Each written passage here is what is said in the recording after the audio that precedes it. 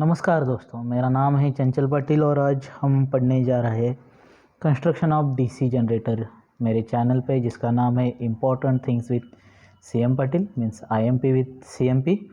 सो हमने पिछली बार जो सीरीज़ स्टार्ट की है उस सीरीज़ का नाम है, हम पढ़ने जाए इलेक्ट्रिकल मशीन्स के बारे में। तो उसमें से जो पहला पार्ट हमने लिया है यहाँ पे, वो लिया है DC generator. So today we are going to learn how that DC generator is constructed or how it looks like. Okay. So this one is the basic construction of DC generator. Okay, so here you can see the number of things, so we will go one by one. So this outer circular frame is called as a yoke.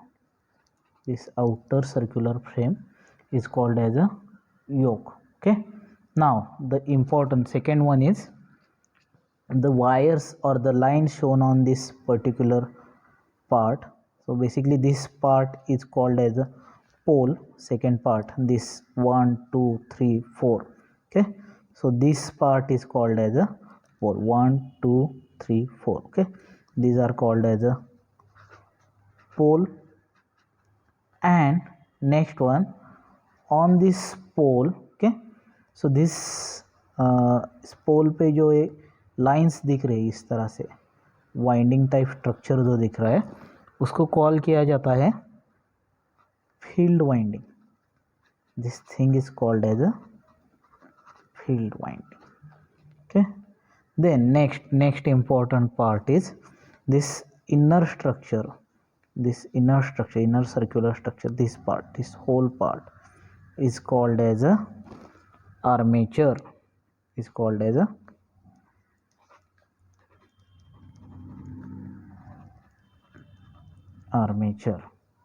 Okay, and the next important parts you can see here, that is there are brushes, the commutator which we saw in the last lecture. Commutator के बारे में हमने पिछले lecture में पढ़ा है. Okay, सो जो important parts होता है इसमें, तो ब्रशेस होते हैं, उसके बाद आता है कम्यूटेटर्स होते हैं.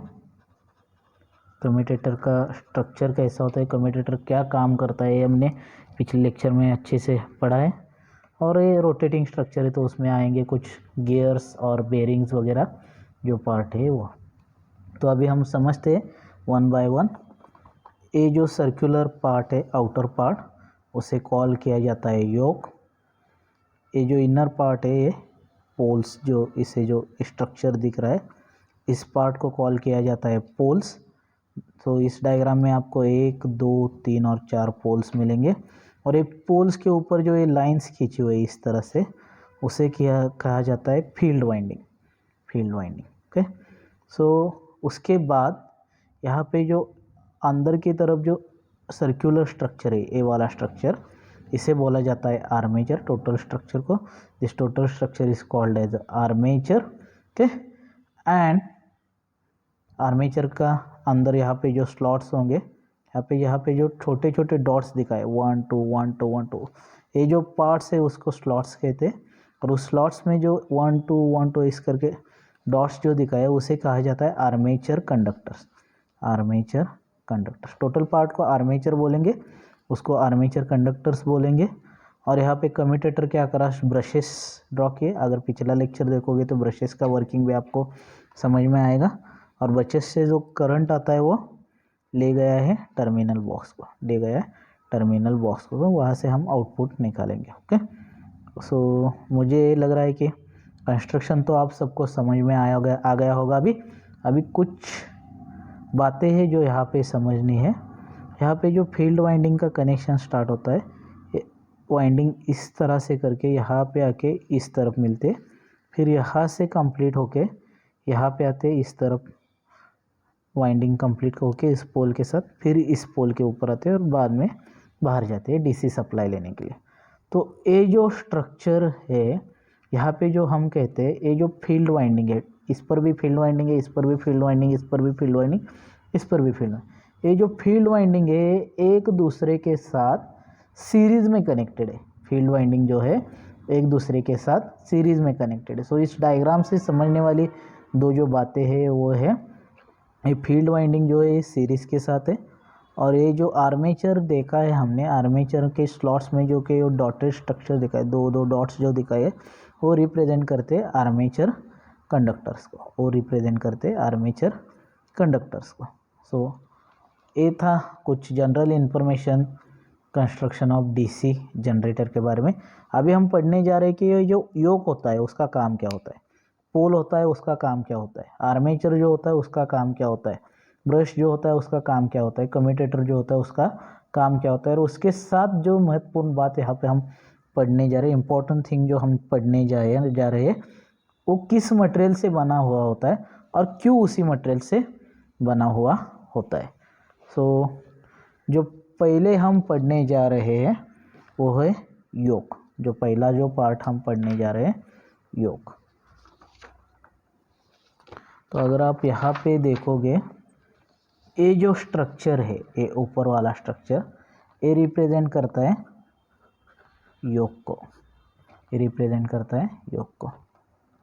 सो yoke is nothing but the outer structure of your DC generator और डीसी मशीन। ये स्ट्रक्चर जो होगा वो थोड़ा बहुत कॉमन ही रहेगा अपने मोटर के लिए और जनरेटर के लिए। सो जो योक जो होता है, आउटर सर्कुलर स्ट्रक्चर जो होता है वो रहता है मशीन का। सो जो अंदर देखेंगे आप तो आर्मेचर का भी वाइंडिंग है, फील्ड का भी वाइंडिंग है, ठीक है। सो उसमें अगर डस्ट चला जाएगा, मॉइस्चर आ जाएगा तो वर्क प्रॉपरली नहीं करेगा। तो उससे कवरिंग देने के लिए और उसे सिक्योरिटी प्रोवाइड करने के लिए योक का इस्तेमाल होता है। वो आउटर स्ट्रक्चर होता है, outer structure of your part. Okay, so yoke के जो पहले जो इम्पोर्टेंट काम होते हैं, योक को ऐसे फ्रेम करके भी कॉल किया जाता है। एक को फ्रेम ऐसा भी बोला जाता है, जो सिक्योरिटी देता है internal part of your machines from outer dust and moisture. Okay, so again yoke जो होता है वो आयरन बॉडी से बना हुआ होता है, और वो जो है, अभी इम्पोर्टेंट बात समझने वाली क्या है, योक जो होता है वो हमेशा लो रिलक्टेंस मटेरियल का बना होता है, लो रिलक्टेंस मटेरियल का बना होता है। सो लो रिलक्टेंस मटेरियल का बना होता है, और वो किस लिए, सो रिलक्टेंस क्या है इस पहले हमें समझना पड़ेगा। जिस तरह से इलेक्ट्रिक सर्किटरी में रेजिस्टेंस काम करता है उसी तरह से यहाँ पे रिलक्टेंस काम करता है। रिलक्टेंस का काम क्या होता है, वो अपोज करेगा मैग्नेटिक फ्लक्स को, फ्लक्स लाइंस जो प्रोड्यूस होते हैं उसको अपोज करेगा। सो योक का जो पार्ट है, इसमें जो सर्कुलर पार्ट हमने देखा था यहाँ पे, सो इसके अंदर इस पोल के थ्रू जो मैग्नेटिक फील्ड तैयार होगी, उसका जो मैग्नेटिक फ्लक्स लाइन है यहाँ पे भी फ्लो होगा अंदर। तो उसके वो फ्लो होने के लिए कम से कम रिलक्टेंस हमें चाहिए होगा। तो कम से कम रिलक्टेंस जो प्रोवाइड करेगा वो योक का स्ट्रक्चर होगा। इसके लिए योक जो बनाया जाता है वो लो रिलक्टेंस मटेरियल का बनाया जाता है। तो योक का दूसरा काम क्या है, जो मैग्नेटिक फ्लक्स लाइन है उसके लिए लो रिलक्टेंस पाथ उसे प्रोवाइड करना होता है। पहला काम क्या था, स्ट्रक्चर प्रोवाइड, सिक्योरिटी प्रोवाइड करना इनर पार्ट को मॉइस्चर डस्ट से, बाहर के एनवायरनमेंट से। और दूसरा काम क्या है, अभी वो क्या कर रहा है, लो रिलक्टेंस पाथ प्रोवाइड कर रहा है, जो भी मैग्नेटिक फ्लक्स लाइंस प्रोड्यूस हो रहे हैं उसके लिए। तो बेसिकली जो योक जो होता है वो हम कह सकते हैं कि मैकेनिकल सपोर्ट प्रोवाइड करता है हमें। क्या प्रोवाइड करता है, हमारा जो मशीन होता है उसके लिए मैकेनिकल सपोर्ट प्रोवाइड करता है। मीन्स उसके अंदर हम मशीन फिट कर देते हैं और वो वर्क करने लगता है। ओके, सो मैकेनिकल सपोर्ट अपने मशीन के लिए वो प्रोवाइड करता है योक जो है वो। तो जो बनाया जाता है, अगर मशीन छोटी है तो उसके लिए जो मटेरियल यूज़ किया जाता है वो कास्ट आयरन मटेरियल होता है, और अगर मशीन मोटी है तो उसके लिए रोल्ड स्टील का यूज़ किया जाता है, और स्टील के मटेरियल का यूज़ किया जाता है। ओके, और सिलिकॉन स्टील का भी यूज़ किया जाता है उसमें। सो डिपेंडिंग अपॉन हम कहाँ पे उस मशीन का यूज़ कर रहे हैं, कहाँ पे उस मशीन का यूज़ कर रहे हैं, उसके ऊपर हम किस टाइप का मटेरियल जो है वो देखेंगे। और यहाँ पे जो फीट दिखाए वो किसके लिए, वो फीट के स्ट्रक्चर से हम समझ सकते हैं कि वो बेस है। वो कहीं पे भी हम मशीन रखेंगे तो उसके लिए वो बेस की तरह काम करेगा, उसके लिए वो बेस की तरह काम करेगा। सो जो नेक्स्ट स्ट्रक्चर है, ये जो पार्ट यहाँ पे दिखाया गया है, ये जो है आर्मेचर का कोर है, और हम इसे आर्मेचर भी बुला सकते हैं, आर्मेचर भी बुला सकते हैं। सो ये जो व्यू है, ये जो है ये फ्रंट व्यू है आर्मेचर का। फ्रंट से अगर आगे से हम आर्मेचर देखेंगे अपने आंखों के सामने रख के, तो ये आर्मेचर इस तरह से दिखेगा, और साइड से अगर हम देखेंगे अपने आर्मेचर को तो ये इस तरह से दिखेगा। ओके, समझ में आ गया? आप अगर इंजीनियरिंग स्टूडेंट है तो आपने ग्राफिक्स पढ़ा होगा, तो आगे से देखना और साइड से देखा, उसमें जो कुछ भी डिफरेंस है वो आपको समझ में आ जाएगा। तो आर्मेचर के जो कोर होता है उसके अंदर इस तरह से स्लॉट्स होते हैं, ये देखिए स्लॉट्स है यहाँ पे 1 2 3 4, इसे कहता है स्लॉट्स। और ये जो होता है स्ट्रक्चर, इसे कहते हैं टीथ, क्योंकि वो हमारे दांत की जैसा था, तो इसके लिए टीथ कहते हैं, आर्मेचर के टीथ उस स्ट्रक्चर को बोला जाता है। और इसके अंदर, इस स्लॉट के अंदर जो पिटा जाता है, जो पिछले पार्ट में दिखा है 2-2 डॉट की हेल्प से, वो जो होता है वो आर्मेचर कंडक्टर्स होता है, वो जो होता है वो आर्मेचर कंडक्टर्स होता है। क्या होते हैं? आर्मेचर कंडक्टर्स, आर्मेचर कंडक्टर्स, इस तरह से। और ये जो आर्मेचर कंडक्टर्स है, अभी ये कंडक्टर्स है, अभी ये आर्मेचर वाइंडिंग नहीं हुआ है। ये जो आर्मेचर कंडक्टर्स है वो एक दूसरे के साथ एक प्रॉपर वे में कनेक्ट किए जाते हैं, एक पर्टिकुलर वे में कनेक्ट किए जाते हैं। और जब ये एक दूसरे के साथ एक पर्टिकुलर वे में कनेक्ट किया जाएगा, तो उससे बन के जो कनेक्शन, टोटल कनेक्शन मिलके क्या होगा, अपना आर्मेचर वाइंडिंग फॉर्म होगा। कंडक्टर से स्लॉट्स में प्लेस किए, यहाँ पे पूरे स्लॉट में आर्मेचर कंडक्टर्स प्लेस किए रहेंगे, और ये आर्मेचर कंडक्टर्स एक दूसरे के साथ कनेक्ट होके क्या बनता है? Armature winding. क्या बनता है? Armature winding. सो ये जो आर्मेचर है, यहाँ पे जो आर्मेचर दिखाया गया है, वो आर्मेचर जो है वो रोटेटिंग नेचर का है। आर्मेचर जो होता है रोटेटिंग नेचर का होता है। तो इस आर्मेचर यहाँ पे क्या दिखाया गया है? Air holes. सो ये जो एयर होल्स है वो कूलिंग पर्पस के लिए रखा जाता है। ये जो एयर होल्स है वो कूलिंग पर्पस के लिए रखा जाता है। सो जो आर्मेचर है वो बेसिकली एक सिलेंड्रिकल ड्रम की तरह से दिखता है। आर्मेचर कोर जो है सिलेंड्रिकल ड्रम की तरफ से दिखता है। सो यह इसमें जो होता है वो लार्ज नंबर ऑफ स्लॉट्स उस आर्मेचर पे होता है। और ये जो स्लॉट्स है, यहाँ पे ये जो होल दिखा है, इसमें जो होता है वो हमारे डीसी जनरेटर का शाफ्ट आएगा, इस होल में प्लेस। उस शाफ्ट को ये जो स्लॉट्स है वो पैरेलल होते हैं, उस शाफ्ट को ये जो स्लॉट्स है वो पैरेलल होते हैं। और कंडक्टर्स जो है इस स्लॉट्स में प्लेस किए जाते हैं, और कंडक्टर एक दूसरे के साथ कनेक्ट करके क्या करता है, वो हमेशा अपने को आर्मेचर वाइंडिंग प्रोवाइड करेगा। ये जो स्ट्रक्चर है वो रिलेटेड हो गया अपने आर्मेचर के साथ। ये जो स्ट्रक्चर है जो रिलेटेड हो गया आर्मेचर के साथ। सो जो अगला जो पॉइंट इसमें आएगा वो आएगा पोल का स्ट्रक्चर। ये जो आएगा पोल का स्ट्रक्चर। सो ये जो पोल का स्ट्रक्चर है, ये स्ट्रक्चर है यहाँ का, इसमें ये पोल हमने एक यहाँ से पोल, तो ये जो स्ट्रक्चर है पोल का, यहाँ से हमने एक पोल उठाया समझे, और यहाँ पे हमने रख दिया है। ये जो पोल वाला स्ट्रक्चर है वो पोल हमें पूरी तरह से बताएगा। ओके, सो इस पोल में क्या है, ये जो योक का जो इंटरनल पार्ट है इसके साथ ये पोल इस तरह से कनेक्टेड है। ओके, सो इस पोल में समझने वाली बात क्या है, सो ये जो पार्ट रहेगा इस पार्ट को हम कॉल करेंगे पोल कोर।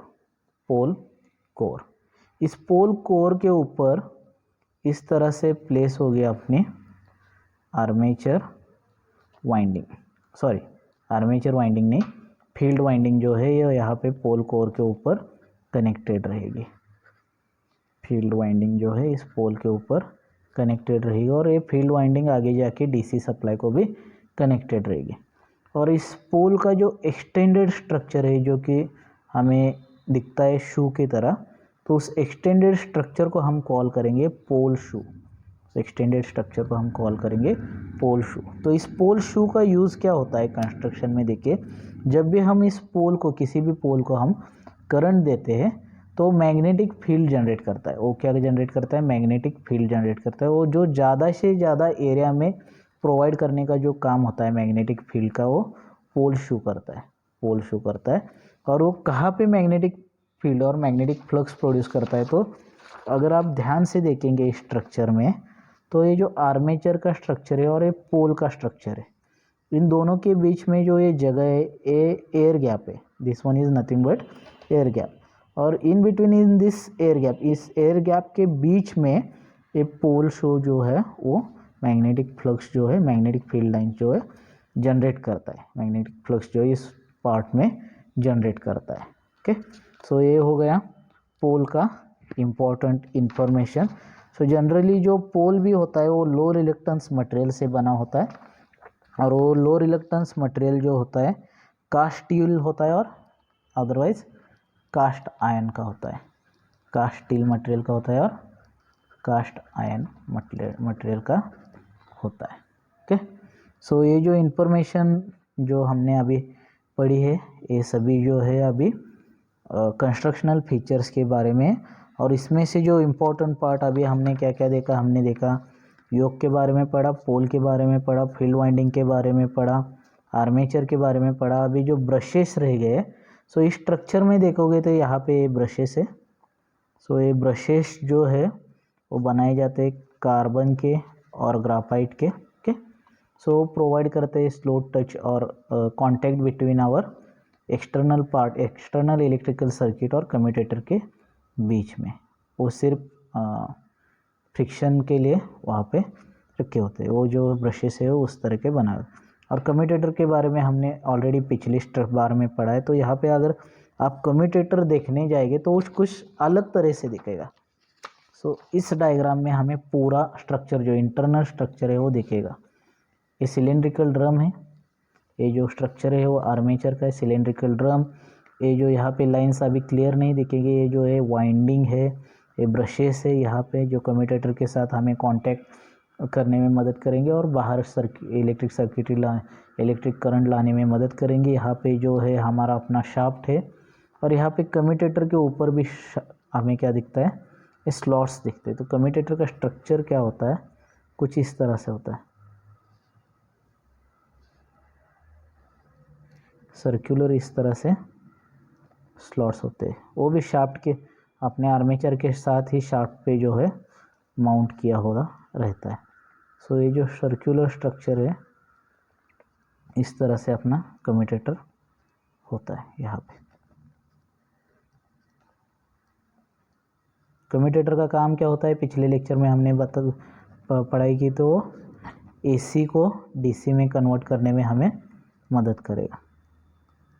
ओके, इस तरह का ये कम्यूटेटर का स्ट्रक्चर होता है, और ये एक साथ यहाँ पे कनेक्टेड रहेंगे। और इस तो यहाँ पे जो है वो जगह रहेगी इन दोनों के बीच में। ये जो जगह रहेगी इस स्लॉट में हम इंसुलेटिंग मटेरियल डालेंगे। क्या डालेंगे, इंसुलेटिंग मटेरियल डालेंगे। इंसुलेटिंग मटेरियल किसके लिए, तो दो जो स्लॉट्स के है वो एक दूसरे के साथ कांटेक्ट में नहीं आए, इसलिए इंसुलेटिंग मटेरियल यहाँ पे जो है हम प्लेस करेंगे। इंसुलेटिंग मटेरियल जो है प्लेस करेंगे, और ये जो पूरा स्ट्रक्चर है सर्कुलर यहाँ से उठाएंगे, और यहाँ पे जो हमने वो रखा है किसके ऊपर, ये जो शाफ्ट होता है, ड्राइव शाफ्ट कहते हैं इसे, इसके ऊपर हम प्राइम मूवर रख के वो रोटेट करते हैं शाफ्ट। उसके ऊपर क्या है, ये जो पार्ट है वो हमने लगाया।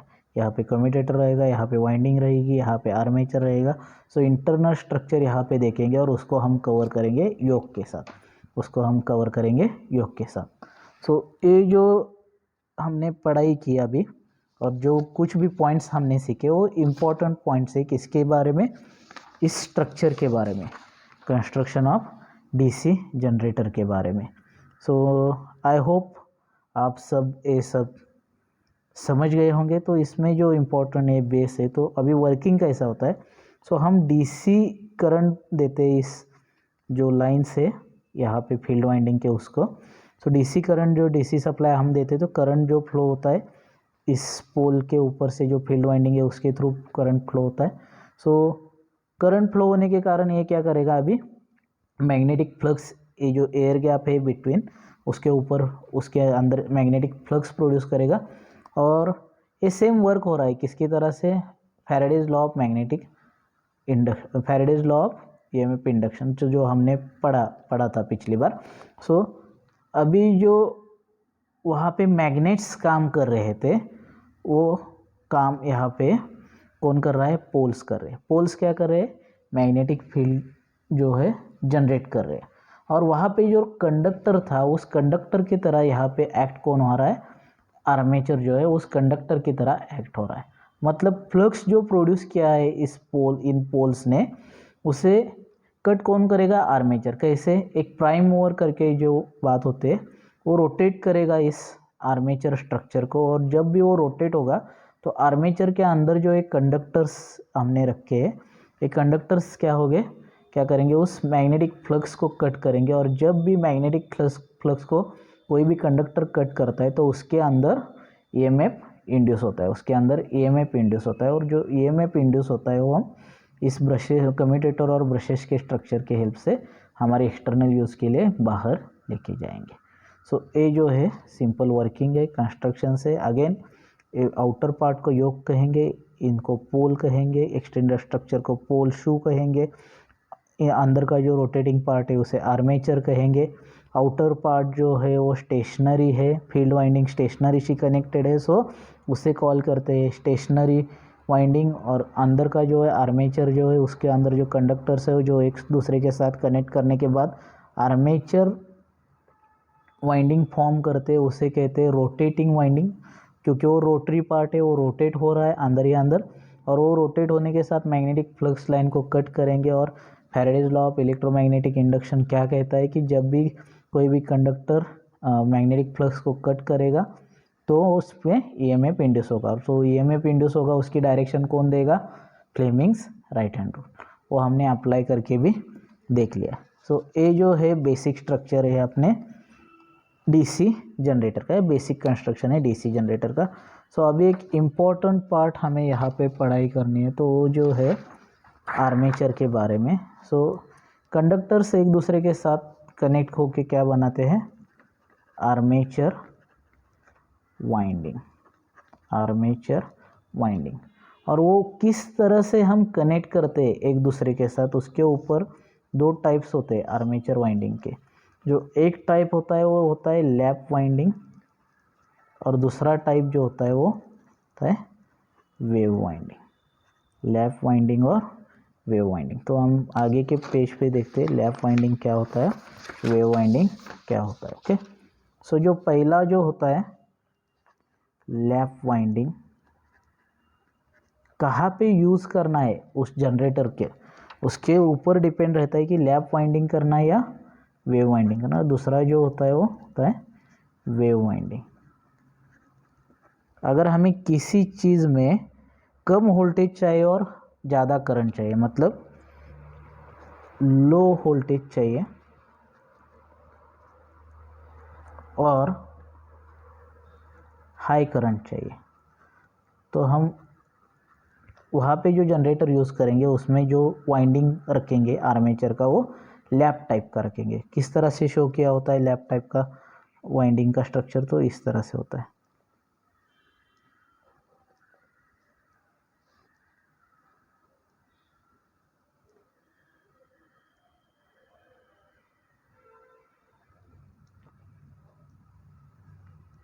कुछ इस तरह से लैप वाइंडिंग का स्ट्रक्चर जो है वो शो किया होता है।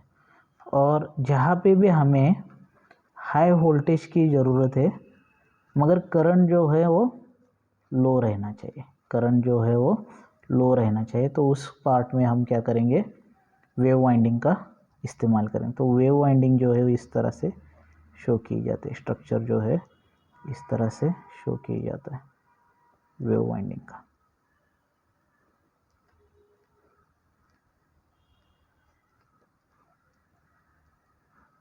ये दो टर्मिनल्स हो गए, यहाँ पे ये दो टर्मिनल्स हो गए। ओके, ये होगी वेव वाइंडिंग। और उसी के साथ एक इम्पॉर्टेंट बात यहाँ पे हमने पढ़नी है और उसको हम और डिटेल में समझेंगे ईएमएफ इक्वेशन में। So number of parallel path करके एक कंसेप्ट होते हैं, तो अभी हम सिर्फ यहाँ पे लिख देते हैं नंबर ऑफ पैरेलल पाथ।